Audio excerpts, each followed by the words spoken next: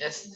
Good afternoon, my lovely students. How are you all? I hope everyone is good. Okay, students. So today we will discuss our future tense. Okay. So in which we will discuss only two tense as we will study as a simple future and future continuous tense. So let's understand what is a future tense. Okay. Future tense जिसको हम बोलते हैं हिंदी में भविष्य काल. Okay. So firstly we will understand the word future indefinite tense. और we only से हम ये भी कह सकते हैं simple future. Okay, first one is a future. Future means भविष्य. क्लियर.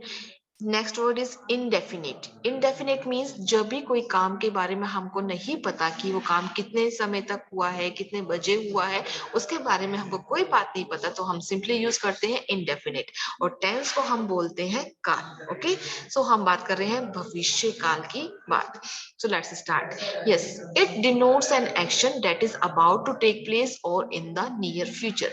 ये डिनोट करता है एक एक्शन, मीन्स जो भी क्रिया होने वाली है, जो भी एक्शन होने वाला है कि अबाउट टू टेक प्लेस, भी अभी थोड़ी देर बाद वो एक्शन होने वाला. तो अभी हम बात चल रहे हैं, अभी हम स्टडी कर रहे हैं प्रेजेंट में, और वो चीज जो चीज थोड़ी देर बाद होएगी, या अभी हम हमारा आफ्टरनून है, अगर हम इवनिंग की बात करेंगे कि मैं इवनिंग में मतलब शाम को मार्केट जाऊंगा, तो वो क्या होने वाला है, वो एक्शन थोड़े टाइम बाद होने वाला है. Yes, that is about to take place. तो हम बोलेंगे उसको सिंपल फ्यूचर. और इन द नियर फ्यूचर, और नियर फ्यूचर में, आने वाले फ्यूचर में हम यूज करते हैं, हम जो भी एक्शन होता है वो होगा तो हम यूज करेंगे सिंपल फ्यूचर. देखिए, मैं एक पत्र लिखूंगा. मैं एक पत्र लिखूंगा, मैंने अभी तो ये पत्र लिखा ही नहीं है, लेकिन बाद में, मतलब फ्यूचर में, मतलब समझ में आया आपको कि पत्र लिखूंगा. तो मैं फ्यूचर की बात कर रही हूँ कि मैं एक पत्र लिखूंगा, नॉट नाउ, अभी नहीं, लेकिन लिखूंगा. मतलब फ्यूचर की बात हो रही है कि मैं एक पत्र लिखूंगा. ठीक है. मैं स्कूल जाऊंगा, मैं स्टडी करूंगा, मैं पढ़ाई करूंगा.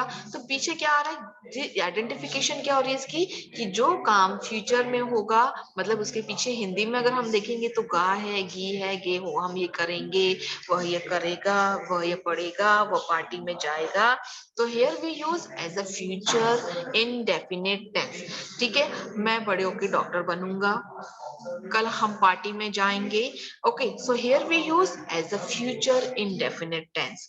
तो क्या समझ में आया कि future indefinite tense, yes, future indefinite tense is used to indicate an action that will occur or happen in future. Okay, so let's understand the structure of this tense. Simply, firstly you have to write subject. After that you have to use will or shall plus v1 plus object. Clear. V1 means verb की first form plus object. Now we use will or shall. So देखिए, v, I और v के साथ हम क्या use करेंगे,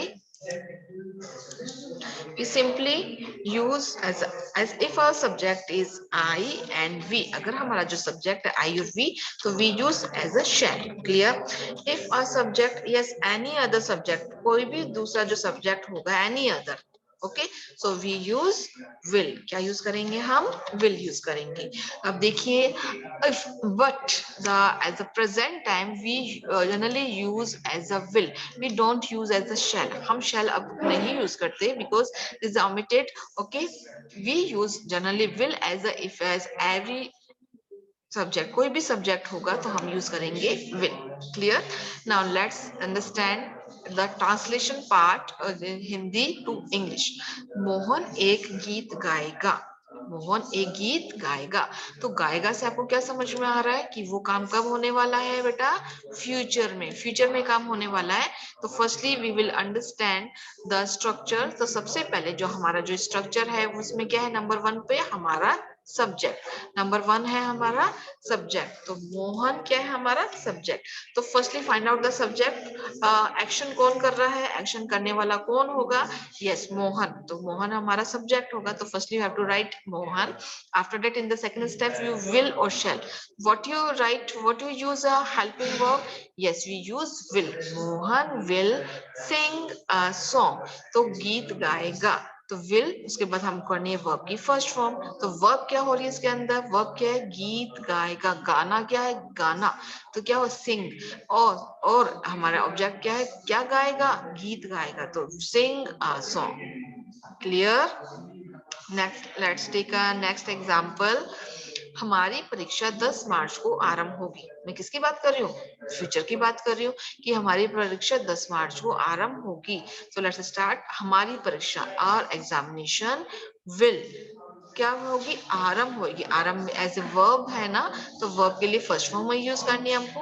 और examination will begin on, कब स्टार्ट होगी? On March 10। कब स्टार्ट होगी? On March 10। Okay, this is a simple example. Okay, now I am giving you another example. Yes, I am writing, I shall go to the party. I shall go to the party. मैं party में जाऊंगा, लेकिन ये नहीं पता कि मैं 2 बजे जाऊंगा, इवनिंग में जाऊंगा, मॉर्निंग में जाऊंगा, लेकिन मैं पार्टी में जाऊंगा। तो ये आपको क्या बताया जा रहा है? ये हमारा जो सिंपल एग्जांपल है फ्यूचर टेंस का, कि मैं कल पार्टी में जाऊंगा, भविष्य की बात हो रही है। और भविष्य की बात होने के बावजूद ये हमको ये बता रहा है कि लेकिन हमको टाइम नहीं गिवन है, तो इसलिए ये हमारा कहलाता है indefinite tense. Okay, I shall go to the party. Okay, I'm giving you another sentence. Yes, they will dance in the party. They will dance in the party, वो पार्टी में डांस करेंगे। तो किसकी बात हो रही है? फ्यूचर की। तो जब भी आपका आइडेंटिफिकेशन क्या हो गया? गा है, गी है, गे है, तो जब भी आपके पीछे ये आएगा वो करेंगे, तो हमारी बात हो रही है किसकी? फ्यूचर की। तो चलिए let's take a negative sentence. Now structure is negative sentence here. Subject plus will oblique shall plus not plus v1 plus o. तो हमने जैसे डिस्कस किया था कि जो हमारा, हमने नोटिस किया है कि जो हमारा जो नोट होता है हमेशा कौन से नंबर प्लेस पे हो रहा है? हमारा नंबर थर्ड प्लेस पे, थर्ड पोजीशन पे। तो देखते हैं, स्टार्ट करते हैं। वे अब शोर नहीं मचाएंगे। Okay, so here we write they, after that we use as a will, they will, and the number third position we have to write not. They will not make a noise. मचाएंगे तो make a noise, we have to write here make a, शोर नहीं मचाएंगे तो make a noise. Number second, वह मेरे घर नहीं आएगा, वो मेरे घर नहीं आएगा, फ्यूचर की बात चल रही है ना। तो देखिए वह, तो he will, second time we write will not आएगा, come to my house, he will not come to my house. Okay, so वो मेरे घर नहीं आएगा. Now let's start the next tense as a future continuous tense. Now firstly we will understand the word as a future means भविष्य, continuous means क्या होता है बेटा? लगातार चलने वाला। ओके, अब हम बात कर रहे हैं फ्यूचर कंटिन्यूअस टेंस की। जो काम हो, पहले हम समझेंगे कि फ्यूचर कंटिन्यूअस टेंस क्या होता है। तो फ्यूचर मीन्स भविष्य, और जो काम भविष्य में लगातार चल रहा है उसी को हम बोलते हैं future continuous tense. Yes, it denotes an action going on at some point in future time. ये डिनोट्स करता है कि कोई एक्शन है गोइंग ऑन, जा रहा है कुछ समय, कुछ पॉइंट पे इन फ्यूचर टाइम, मतलब भविष्य काल में। या we can say as the future continuous tense is a verb tense that indicate that something will occur in the future and continues for an expected length of time. क्या हो रहा है? Continues expected length of time. तो देखिए हम समझेंगे इससे, सबसे पहले हम समझेंगे, I am drawing a line. Okay, so in which you can notice here I am writing as a past tense. ये हमारा है past tense. ये हो गया हमारा present tense.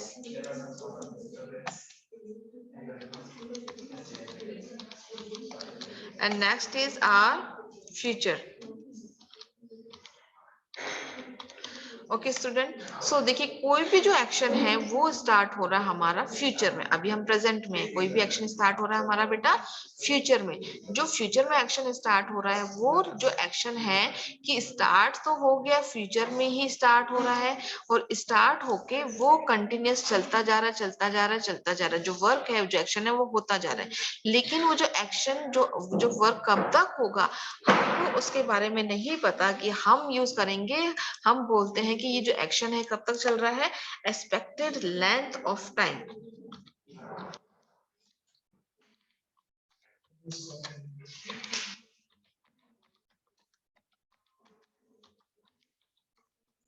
Clear? Expected length of time,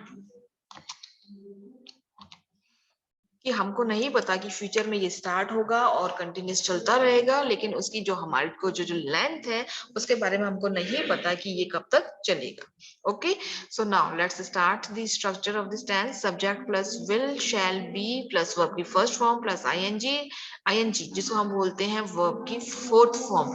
yes, हम बोलेंगे present participle plus object. Clear? So let's understand from this structure. मैं कल स्कूल जा रहा हूँगा, तो मैं किसकी बात चल रही है? हमारी फ्यूचर की बात चल रही है. तो फ्यूचर के लिए जो future continuous tense is a verb tense that indicate that something will occur in the future and continue for an expected length of time. और कंटिन्यू चलता रहता है, कब तक चलता रहेगा? एक्सपेक्टेड लेंथ ऑफ टाइम तक. तो देखिए, सबसे पहले हम यूज करेंगे सब्जेक्ट इज हियर. मैं कल स्कूल जा रहा हूँगा, तो subject is here I. Shall B, after that I और बी के साथ जैसे मैंने आपको बताया था हम क्या यूज करते हैं? Shall. And after that we have to use be, I shall be. अब हम फाइंड आउट करेंगे कि एक्शन क्या हो रहा है. जाना, जाना क्या है हमारा? जा रहा हूँगा, जाना एक्शन है, तो गो के साथ वर्ब के साथ क्या यूज करेंगे? ING form. And then we will yes we use as object. कहाँ जा रहा हूँगा? स्कूल. यस, कब? कल. तो yes, I shall be going to school tomorrow. Next sentence, हम जल्द ही अंग्रेजी बोल रहे होंगे, है ना? फ्यूचर की बात चल रही है और हमको बोल रहे होंगे कंटिन्यूअस होगा, लेकिन लेंथ नहीं पता कि कब तक चलेगा ये काम. तो देखिए, you will be speaking English very soon. You as a subject, after that you have to use as will और शैल, तो we use as a will be. Speaking, जो बोलना होता है उसको हम बोलते हैं speak. Yes, and we use as ING speaking English very soon. बहुत जल्द को बोलेंगे हम very soon. Let's take a negative sentence. अब नेगेटिव में हम वापस ही बोल बताएंगे आपको कि जो नेगेटिव में है उसके अंदर जो नोट है हमेशा थर्ड नंबर पे आपको यूज करना है. देखिए, subject plus will shall not, तो थर्ड पोजीशन होगी. सब्जेक्ट हो गया, विल शैल हो गया, उसमें से कोई भी यूज करना है आपको. Helping verb according to the subject and in the number third position we have to use not and after that we have to use be. तो आप यूज करेंगे shall not be, will not be plus verb की first form plus ING plus object. देखिए, वे अपना नाश्ता नहीं कर रहे होंगे.